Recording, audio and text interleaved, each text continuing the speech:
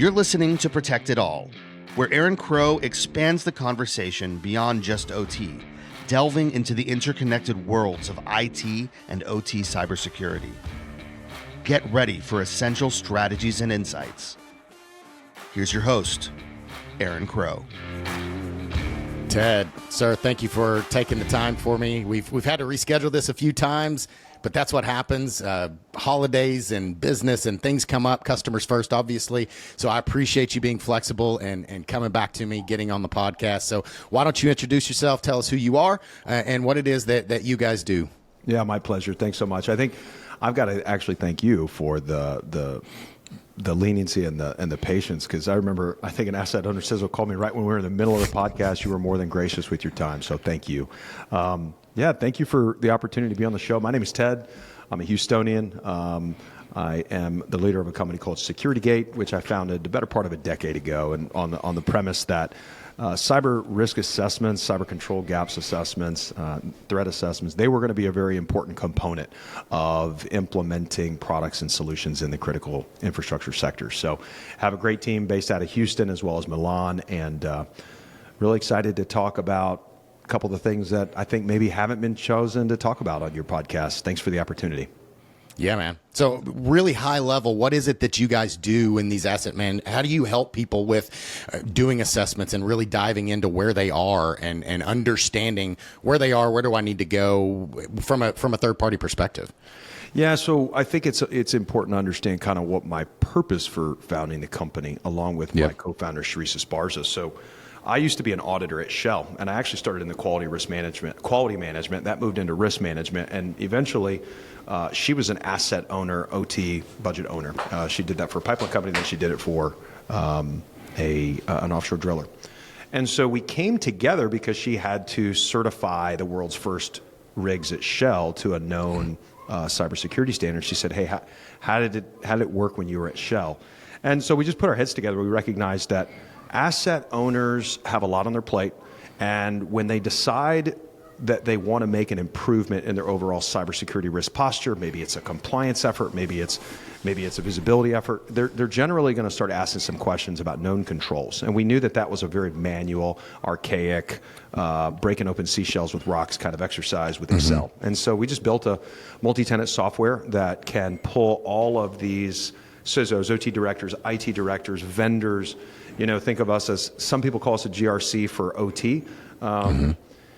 It's unique. Over the course of the last decade, we've had this awesome opportunity to work with companies that are in kind of what I call a baselining stage. They don't really know what they have. Maybe they're doing a lot of M&A, and they just need to figure out what do those facilities have from a controls perspective.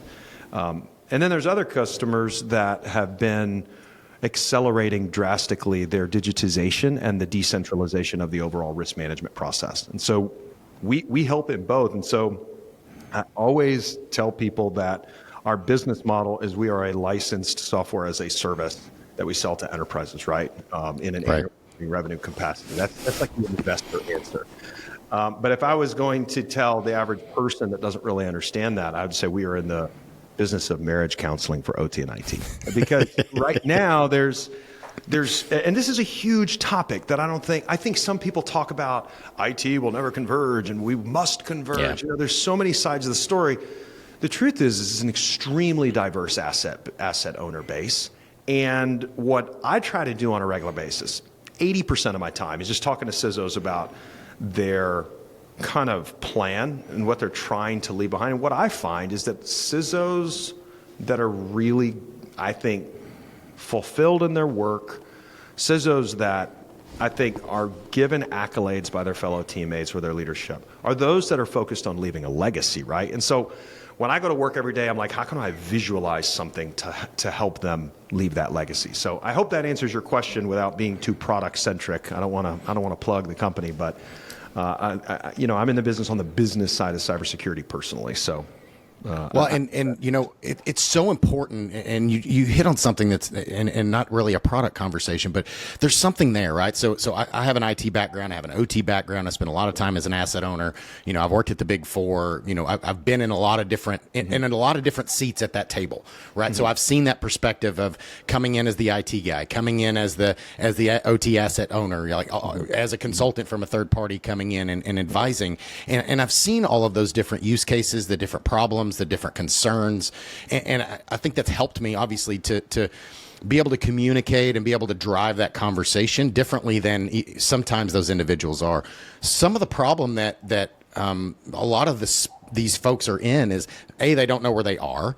Right. They don't know how to communicate these really complex problems, but both directions. So OT has problems, they have their risks, they have their you know, their how are they going to secure these things, you know, what is the operationals, you know, all of those types of things. And it's really hard to translate, even though they have the same tech, very similar tech stack in OT and IT, especially nowadays. It's still it's a conversation problem. And a lot of times, in my experience, IT and OT are talking past each other. Like, they're on the same team, they have similar goals, but they talk past each other because they don't understand so having tools that can help them communicate is super powerful. That's why frameworks, that's why NIST CSF, that's why all of these things exist, to help you have a standard language. So understanding that helps asset owners and IT people and CISOs to understand where they are and be able to communicate to the board, to the OT guy, to the IT guy, where am I at and where do I need to get to? Where are my risks? Where are the places that we need to focus based on where we are and where we want to go? Yeah, I tend to agree. I think that the challenge is, some people say, for some companies it's on the budget side, right? So the asset owners, the operational players, all the automation players are really the ones driving the budget, and maybe they have an experience in cybersecurity. What I see a lot is budgets are already, the budget approval process, the procurement process, the vendor selection process, the general budgets around cybersecurity have always kind of fell under IT. So I see that is, people are trying, in my estimate, to get OT to kind of follow IT's lead, and that usually means rolling up to a CISO or a CIO on what are we going to do next. And so there's a very healthy amount of the market, especially your middle market, people that are not your blue chip asset owners that have had budgets forever. A lot of these, what I call new entrants to the market, not only do they not know where to start in, let's say, just in general, protecting some of these facilities that have always been running and now they're concerned about it, they don't actually know how they're going to go about evaluating vendors and even knowing what is next. So I do think that there's a very healthy amount of, what do I do next? How do I figure that out? But what also complicates that same story is there's so many different frameworks. There's so many different versions of these frameworks regionally. Yep. So like what I spend, and I say me, it's not me, it's far smarter people on my team.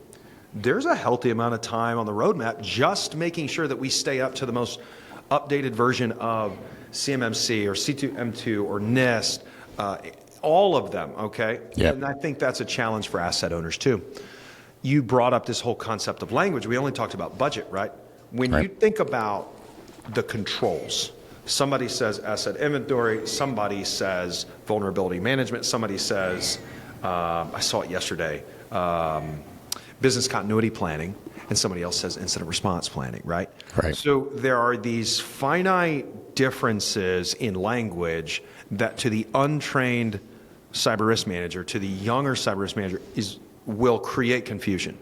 Right. And then you have the vendors come in and say, no, we call it incident response. And so I think that we're going through the motions right now where syntax matters. When I start talking to relatively kind of baselining organizations that maybe haven't done tons of assessment, maybe they don't know what their top 5 controls are across the company.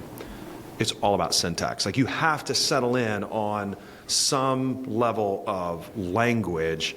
And I do agree, for OT and for IT, I think that if you can select the right framework or the right frameworks, plural, then do so with the idea that you're trying to find common ground on the controls. And I think that's where a lot of people are going to save time, money, energy. They're going to actually get better. And a lot of people don't do it. What I find with a minority today is, well, that's the OT group. They have their own budgets and they have their own program, and I'm not really a part of those meetings, so we're only going to focus on this. And if they are saying that, they're also saying at the same time, we're trying to change that. So we have now a combined meeting. So time will tell. But I mean, for those, that's why I think consultants are in there's a supply-demand issue on the consultant side. Yeah. Because some people need the hand-holding and they want that advisory, right? Yeah, and it's huge because, you know, I've been part of these things, and this is another thing we've talked about before, but I've been part of these as an advisory role and in a lot of different capacities where a lot of these folks start out with choosing a product. They're choosing vendor A, they're choosing product B, they're choosing all this stuff. They don't have a plan, they don't have a program, they don't have a roadmap, they haven't gone through controls, they haven't done any of these things, but they're saying, hey, I need product A because that's what everybody is using in OT, or that's what everybody's using in power utilities. Like, without not dropping names, everybody can think of what those vendors are. And I'm not saying those vendors are bad or good. That's not the point. It's like, you know, that's not necessarily solving your problem. Like, it's hard to, you know, it's like going to Home Depot and you want to do some work at your house, but you don't know what work you're going to do. And then you just start buying tools. Well, I'm probably going to need a drill. I'm going to need, you know, an impact wrench and all this kind of stuff, but you're going to pour concrete. Like, do you actually need the impact? Do you actually need, you know, are you buying the tools that are going to fix the problem that you're trying to solve when you don't even know what the problem that you're trying to solve is yet? But you're already buying toolkits, which some of them may work, some of them may not, but maybe they're not the right tools because you haven't gotten clear on what you need to do and what problems, what risks that you have in your environment. So I'm the coach of my son. Great example. And as a guy who loves to play with tools and cars and stuff, I totally agree. Right. I'm the coach of a bunch of 9-year-olds in basketball. These kids can barely dribble. Okay. We are not the Harlem Globetrotters. Okay. Right.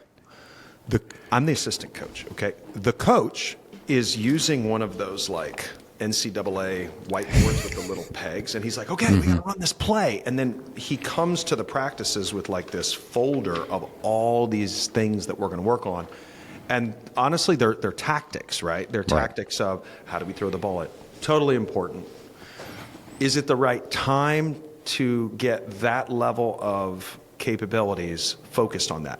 I think the easier answer would be, let's just let these kids scrimmage for the next hour. Because what they have to learn to do is move the ball. What they have to learn to do is understand, okay, now we're going this way, now we're going this way. How do we play defense? If you translate that to a cyber risk management program, make it tough because you got global teams. Make it even tougher that those global teams speak different languages. Make it even tougher that the automation equipment at different facilities that have been acquired over the course of 30 years are all on different stacks. And everything from an infrastructure perspective may not be perfect. You've got vendors telling you they can literally fix all of it if you just come on board with them. And I kind of think like the coach, the CISO, in some cases it might be the board, it might be the president. If you go and run to try to solutionize your way out of cybersecurity, I think you're going to spend a lot more resources. I think that if you're like that coach that says, hey, let's pick 2 controls, let's focus on them and execute them brilliantly. Let's get a risk registry of all these other controls, and then maybe let's, you know, compensate those controls with our processes, maybe insurance, different things like that. Then the next year you come back and you add more controls. The same way that for a small basketball team, maybe we don't do inbound plays at age 9. Right. So, like, man, I could talk about this all day long because this is what I have a very break glass topic at S4 this year about investors and analysts and kind of what I think they're doing to the OT market. Bottom line is that this challenge that you and I are talking about is exacerbated with the amount of capital that has been deployed in the last 3 to 4 years. Right. So I think it's almost like white noise in a lot of ways to these CISOs, and I feel for them because if you really sat CISOs and leaders down who were passionate about solving cybersecurity issues. Don't you agree, Aaron, that most of them would be like, yeah, if I could cut my roadmap in half, if I could cut all that noise in half and just focus on this, I'll get to the next one next year. I think they do that, but I think there's so many external pressures, including kind of how they're rated at their job. Right. They got to just go with the flow. Yeah.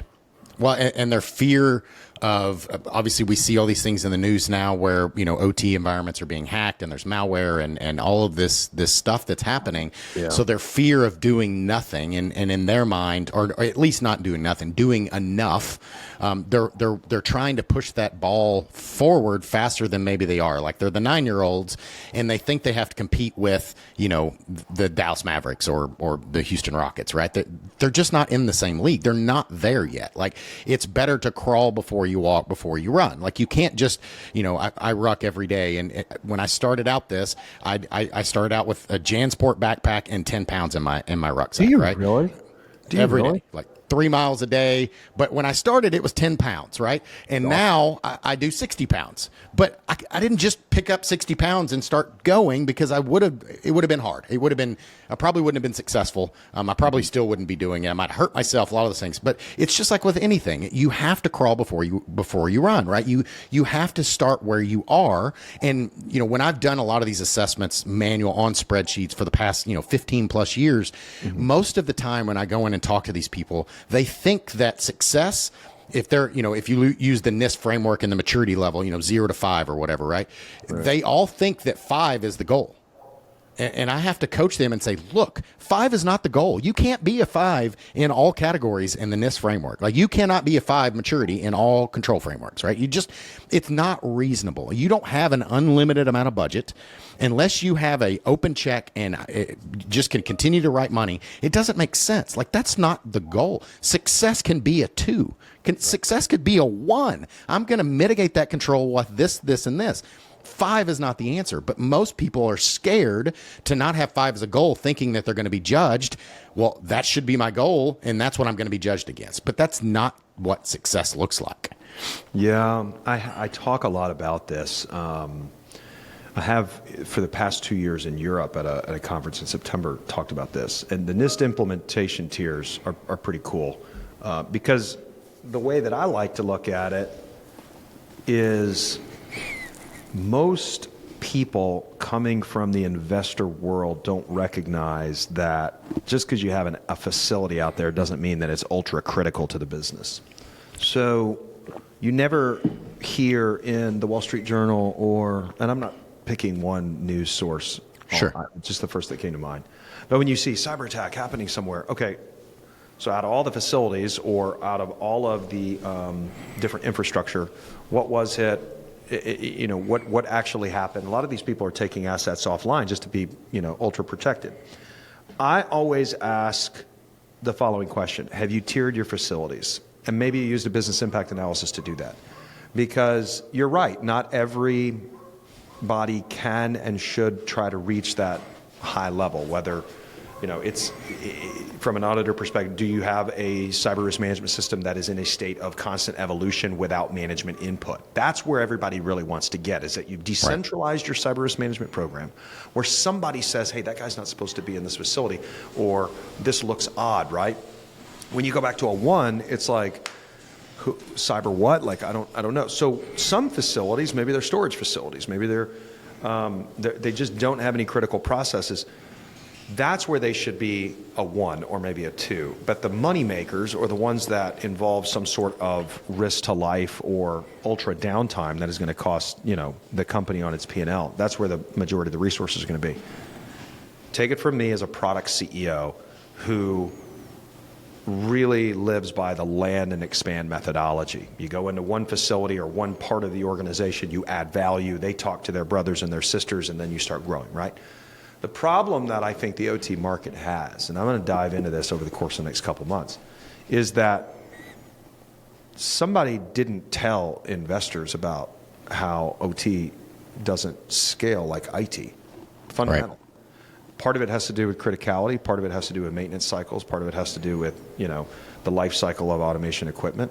But I think that's one of the reasons that the product and the service market is going through. I think it's going through a lot of M&A right now. I think it's going through consolidation right now. I think there's a bunch of layoffs right now. You tie that with the same frustration and turnover at the employee base of the asset owners. And what you have, you got like, you just, I think we're missing the opportunity to mature as a ecosystem of, I don't know, 10,000 people, 50,000 people. We're trying to do too much too fast.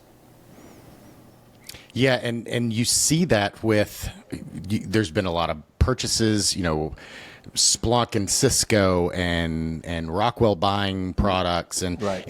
the commoditization of these products in this space has driven price down, but it's also, it's pushing it out. So you see, other products that are out there. Again, I don't want to name products necessarily, but you see them out there and like, well, if you're a power utility, you have to have this. Well, okay, but do I need that, to your point? Do I need that at all of my assets? Because I have this asset that only comes online once a year. It only comes during peak time. I only have it there for a backup unit. It doesn't make money except 1 or 2 days out of the year. And if I add another $50K, hell, if I had $10,000 of O&M on top of what's already there, I'm not making money on it. So does it really make sense for me to put all of this thing? Should I do the same cyber foundational stuff at every facility? And again, I 100% agree with you. This is exactly what I did as an asset owner. We basically classified all of our assets first, which is the most important to the business. And then we started looking at the systems at those assets. And then we had a response. When we went through controls, we were selecting this control based on the importance of the facility to the business, a business risk, like to the bottom line, et cetera, before we ever started assigning technical controls to it, right? Yep. I wasn't going to spend $100,000 on a year on this facility that didn't make that much. Like, why would I do? I'm just going into debt for no reason. Like, I can do controls in a different way, whereas my diamonds in my fleet, obviously I spend more money there because if they go down, it hurts my bottom line a lot more than the others. Well, tell salespeople in this market that are selling products and services. We need these folks, okay? Yeah. But cost of acquisition is extremely high. So I'm a dog guy. Dog, cat, got any pets? 2 dogs and so you got 2 bearded dragon. No, I had 2 bearded dragons with my 8-year-old, and then one of them ate the other one. It was pretty amazing. Oh, nice. We only have one, so I got it for my 9-year-old for Christmas this year. So check this out. Like while you were talking, I had this visualization when we think about like how many products there are in the market and how much noise there is. Of course, everybody thinks they're better than the next guy. Let's not fool each other, which is fair. That's called capitalism, and I love it. Yep. How much dog food are we honestly going to buy when we walk through that grocery store line? And there is 100 types of dog food. Yep. It doesn't really matter that there's 100 different new vendors. It doesn't really matter that there's 17 types of bones, because our capacity to buy from that industry is that we got 2 dogs a piece. Right. We're probably going to buy 1 bag a month. Yep. The calculation that I think is really interesting to dive into are the proposed and assumed ACVs. ACV in the startup world is the average contract value. Some people call it annual contract value. Same thing. I think that people think that the average asset owner is able to deploy this much capital for that product. And where I think we're having a lot of pressure in the market is that this is getting pulled down below expectations. And that's where layoffs happen. Yep. Let me ask you a question. You have folks on the show all the time. How many people do you think right now, percentage-wise, have deployed highly technical Guardian solutions? We can even say it on IT and OT, okay? Sure. In the past 5 years, they've deployed these without really thinking about how much work it was going to take to maintain it or even configure it effectively, and then who's the bad guy? The product company, right? Does that happen often in your viewpoint? Happens a lot. One of the larger programs I did in not too far in the past, that was one of the big pieces. Like, there was this huge capital budget to deploy technology, but then luckily I had the foresight to really push this, but we had this whole conversation around transfer to ownership. Who is going to take this baton after I install it? And why did I have that foresight? It's not because I'm brilliant. It's because I'd seen it firsthand. When I was an asset owner, I deployed a whole bunch of technology, and nobody was there to take it and make the value out of it. So they weren't getting the benefit that they were expecting because they weren't focused on it. I had my entire team focused on deploying at these new power plants and deploying this technology at these power plants and substations, but nobody was behind me getting the value out of the products that I just did. Right? I tuned it up the first time, but nobody was maintaining the maintenance of the vehicle after the fact. It's funny because, and this is not a knock to the incredible innovation that the industry has had in the past decade. Yeah. I mean, hats off to some real great stories about asset owners being protected, whether that's with great service or whether that is with great products in the market. But I'm a car guy, and in cars and racing, you want to get around the racetrack as fast as you can. One thing I know, because I'm generally a novice moving into amateur, sometimes too much speed or too big of an engine or too big of a car almost always lowers your lap times if you can't handle that car. Right. So you got to start with a slower car. You got to start with a slower. You can actually gain more speed in a car that doesn't have as much momentum, that doesn't have as much horsepower. The same applies for any sort of program. I don't care if it's a basketball team or if it's a cyber risk management. Now, where I think it's really interesting, I would not say the same about safety. I would not say the same about quality, because there's a certain standard, and if you don't meet it, then you can't do business, right? Do you think cyber has that same standard, or do you think that's the CISO? I'm just kind of riffing now. You know, I don't think that, right? I think, unfortunately, that people are wanting the higher horsepower because they think that makes them better, right? They think that the best technology is going to solve the problem. And whether it's, again, to your point, I think there's amazing technology out there. I've worked as a vendor. I've implemented pretty much every OT product in the marketplace, or at least a high percentage of them, and they're all great. They all have use cases and benefits. But again, I use this analogy all the time, right? I can have all the best woodworking tools in the world in my garage, but it is not going to build any furniture for me. I have to take those tools and get the wood and build a design and take it and use those tools to do the thing that they do really well, but I still have to wield them. And if nobody is wielding those tools, they're going to sit there and do nothing. It's not going to provide any value. Yeah, what's interesting is, so I have a unique vantage point of the market, which is a lot of people that I talk to because they're at some point of a transition in their maturity program, in the way that they're thinking about cyber. And so they either want to get started and jumpstart something, or they want to digitize it, they want to accelerate it. And so, they often, in some way, shape, or form, are running assessments. And there's probably 20 different, I don't mean frameworks, there's 20 different types of assessments you can do. And then there's 50 plus frameworks you can use to do those. Right. Where was I going with this before I got off? The assessments, working with folks. Yeah. The majority of them, when they're in that transitional period, I would be lying if I said 50% or more had previously implemented a really expensive solution. For whatever reason, it didn't match their expectations that they were either promised or they promised themselves. Yep. And now they don't know what to do. So the majority of people that are in some sort of transition, okay, and this is a totally different topic, that, I'm not going to say sours their perspective on the market, but it does incorporate one constant. Everybody wants to drive efficiency to the next layer of implementation or product purchase. So if somebody's been spending, let's say, $200,000 a year on this given set of controls, if they're not ultra pleased, they're going to want to spend $160 the next year, and they're going to change vendors, or they're going to change strategies. So I see that a lot. And the reason is because I'm at a juncture where people are trying to digitize or trying to change.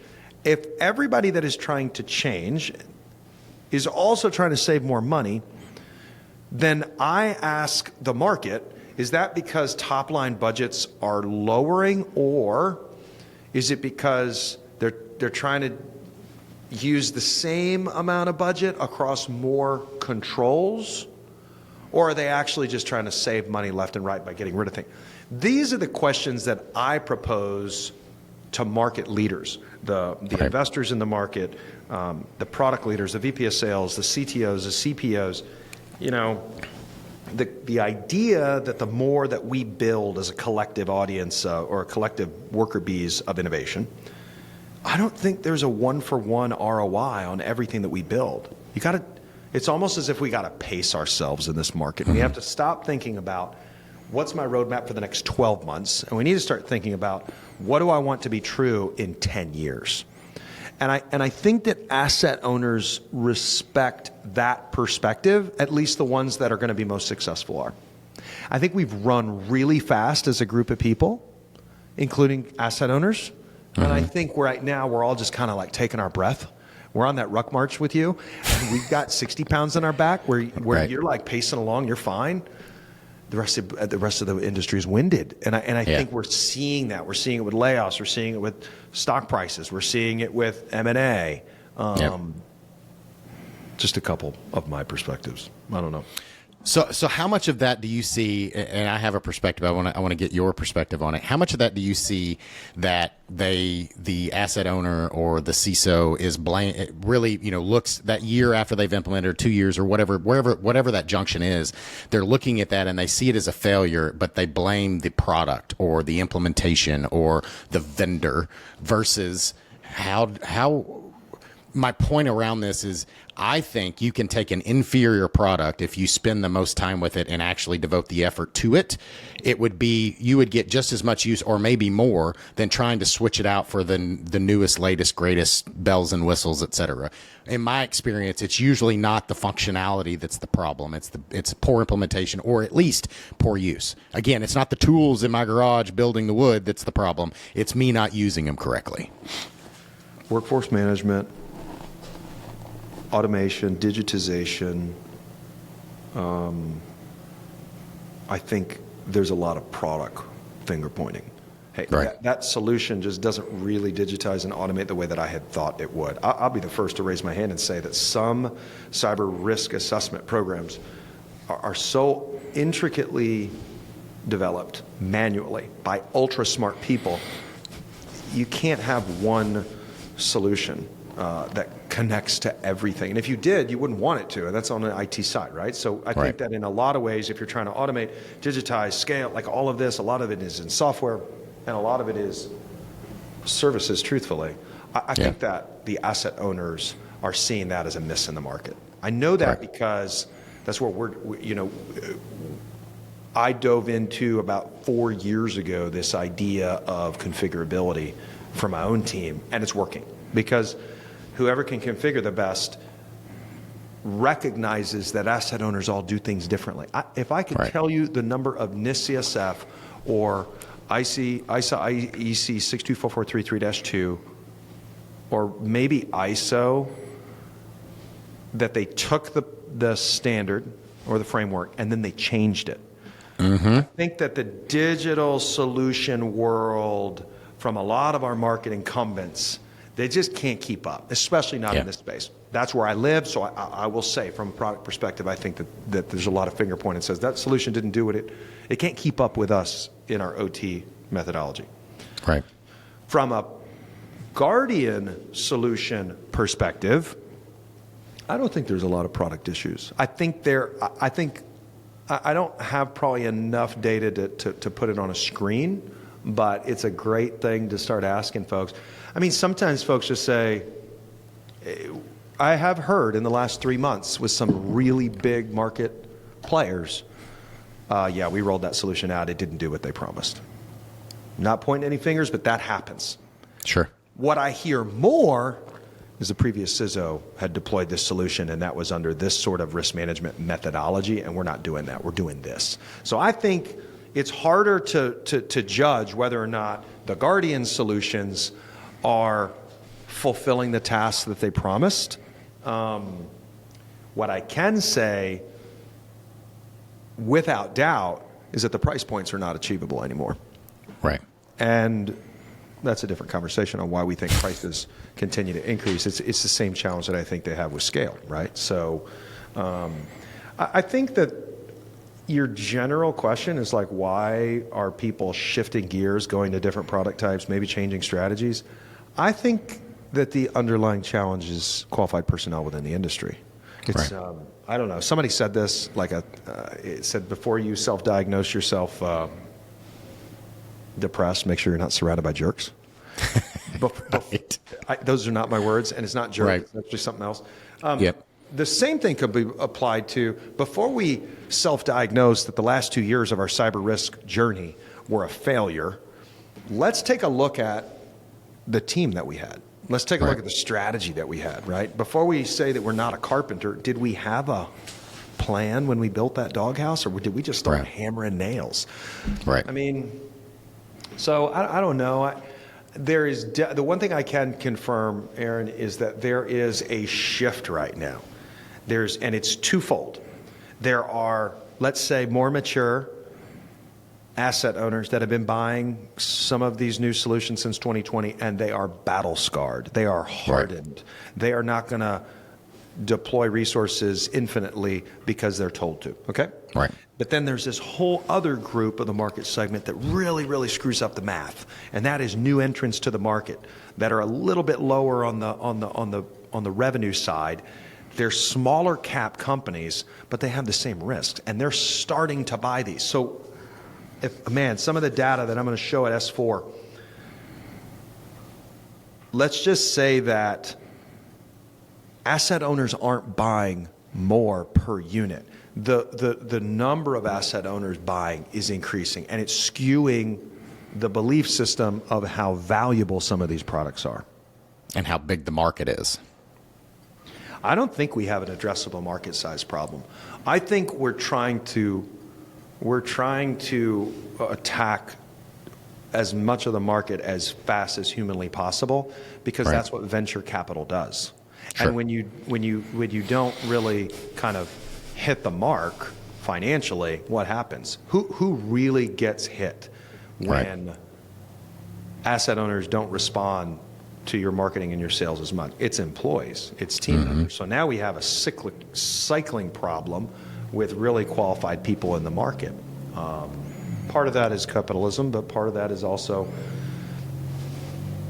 I think, a little economics and assumptions that were a little rich.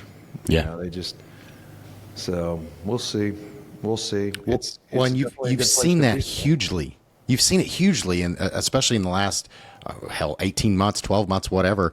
You see these very large organizations from Google, Facebook, the big four consulting firms, all of these things. This huge expectation of how big this OT cyber market is, and the lack of personnel. And I don't think they're wrong in that. I think there's a lack of skills in the space. Yet we see massive layoffs. We see, big four firms laying off thousands, tens of thousands of people. You see smaller vendors laying people off left and right. And it just happens. And again, some of that is because the market is slower than they expected. They thought that they were going to be able to make a bigger impact in the market that they were. Maybe they're trying to get into a new market that they're not currently in, and it's not going fast enough. There's a lot of factors that can cause that.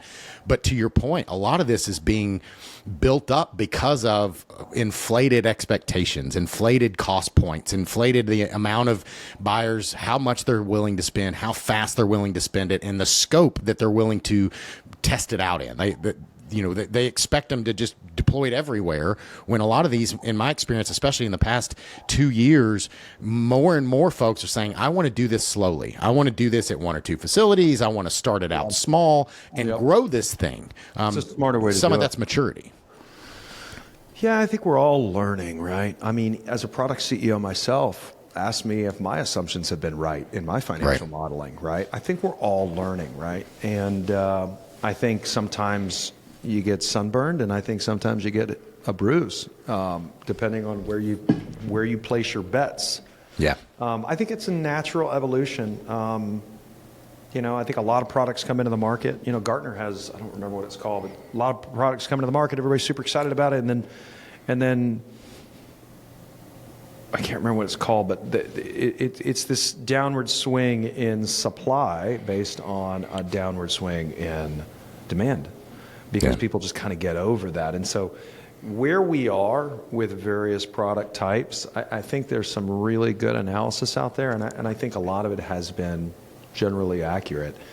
I think we've got to level out, and I think that's what's happening with the M&A. You see a lot of companies that if they raised more capital, they're going to do so at a new valuation, and then to give back the ROI for those investors, they got to chase an even bigger valuation long term. And I think a lot of companies are saying, okay, we're going to cash out now because that we don't think, maybe we're not positioned for that.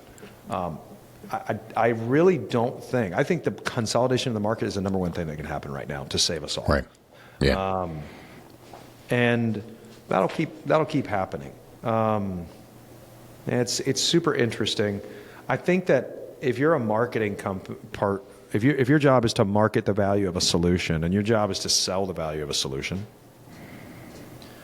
everything's going to be a nail if you're a hammer, right? Right. So for asset inventory, it's like, you have no idea what's out there. For vulnerability folks, it's like, look at the threats, right?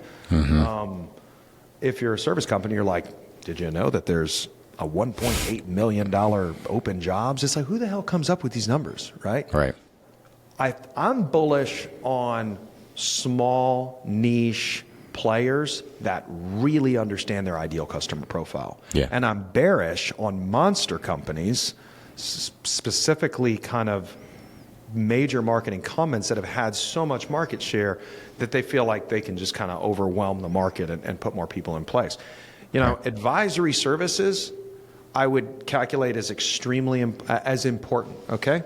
But I would say implementation players that really understand how to get a solution off the ground, those are more niche solution players, and I'm bullish on those guys because there's not that many of them. They work regionally, they work sectors, they really understand.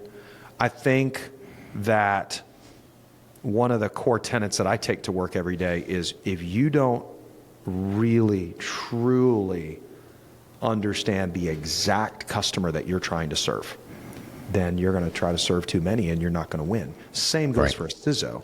If you don't know, who's the actual customer? Is the customer the board? Is the customer compliance? Is the customer the asset owners, non-productive time and safety? Really good risk management programs, really good product and service companies, I think they answer that question like that. And it permeates across the organization. I don't see it every day.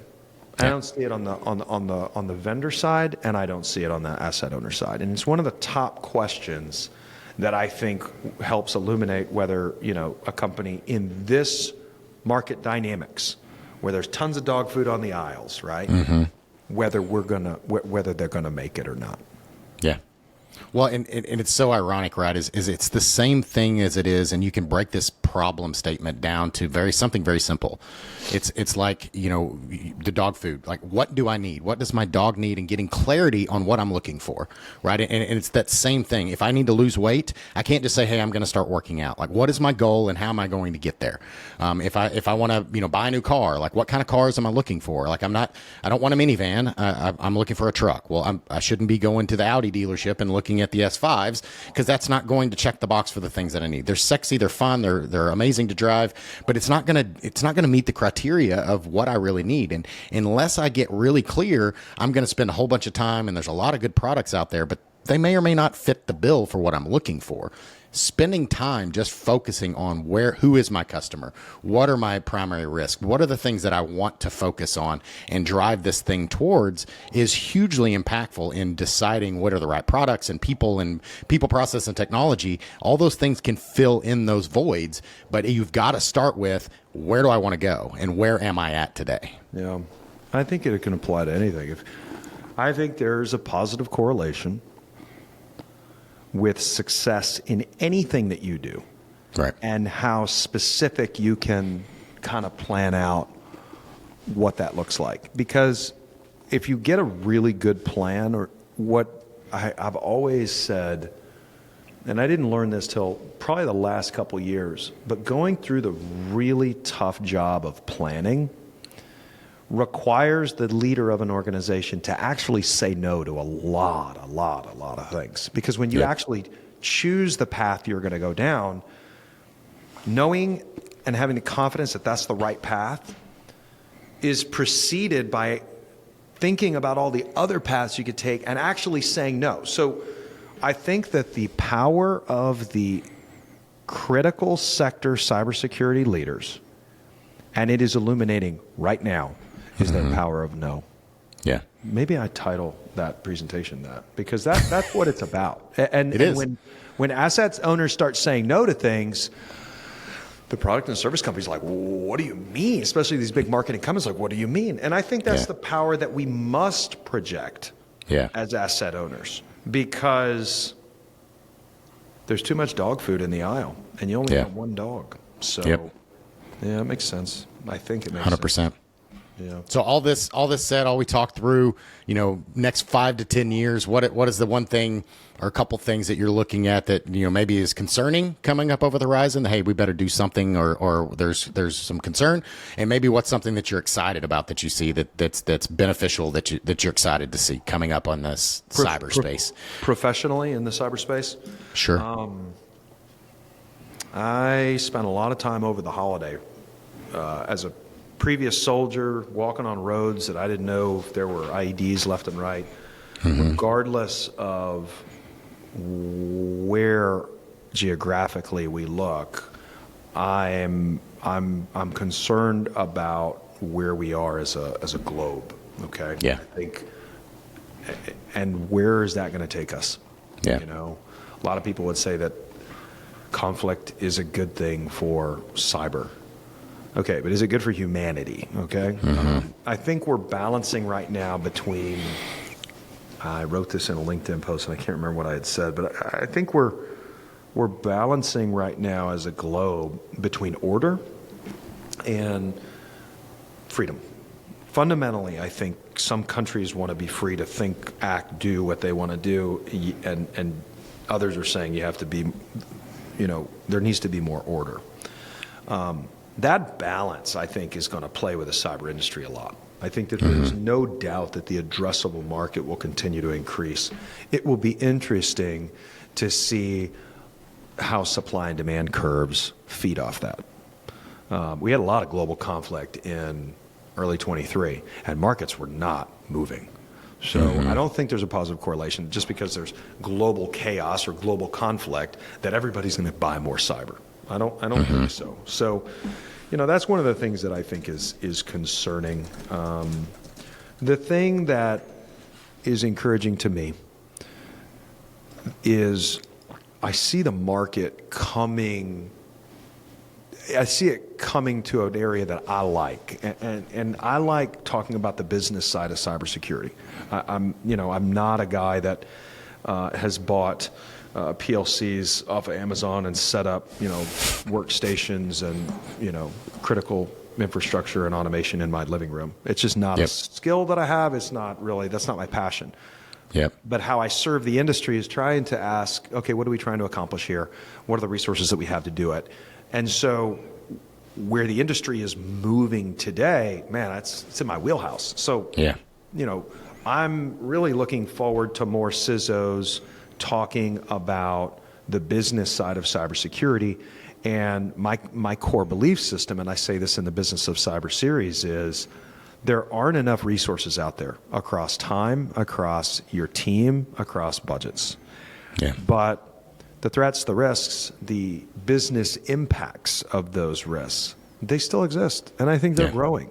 So at some point, leaders who deploy resources should be thinking about the business side of their job, and they are. And so I think that's a positive. And I think over the course of the next decade, we'll see more non-technical leaders understanding cyber. I don't think we're going to stop hearing about the threats and all the marketing, right? Which is fine.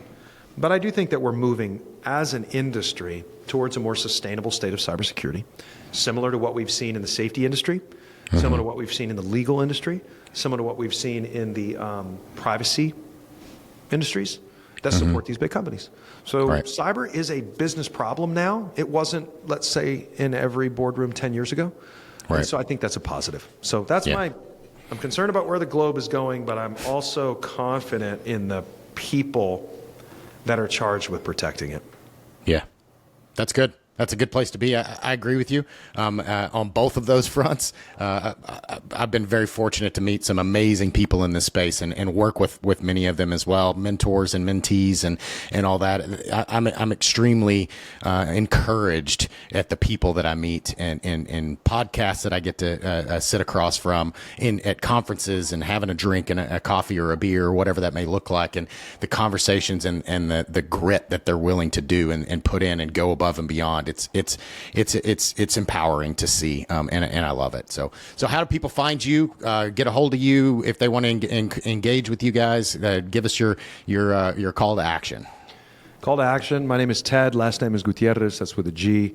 You can find me on LinkedIn. I've got a podcast that I call The Business of Cyber Series. It's every Tuesday at 10 a.m. Central Time, and we talk about the business side of cyber. So. I love LinkedIn. I love what we're doing as a community on LinkedIn. The most awesome thing you can do is connect with me, follow me, like a piece of content, because what it does is it helps me understand what does the market really want. That's my job. I'm a servant of those people and putting out content like you are, Aaron. It's important to get feedback. So that's how you can find me. Appreciate the opportunity, Aaron. Let's go build great companies and help asset owners and just keep working. Absolutely. I appreciate it, man. Thank you. Thank you for coming. And I'm glad we're able to get the schedule figured out and knock this one out. So thanks a lot. And I'll put all the details and stuff in the show notes. So thanks again, man. My pleasure. Thanks for joining us on Protect It All, where we explore the crossroads of IT and OT cybersecurity. Remember to subscribe wherever you get your podcasts to stay ahead in this ever-evolving field. Until next time.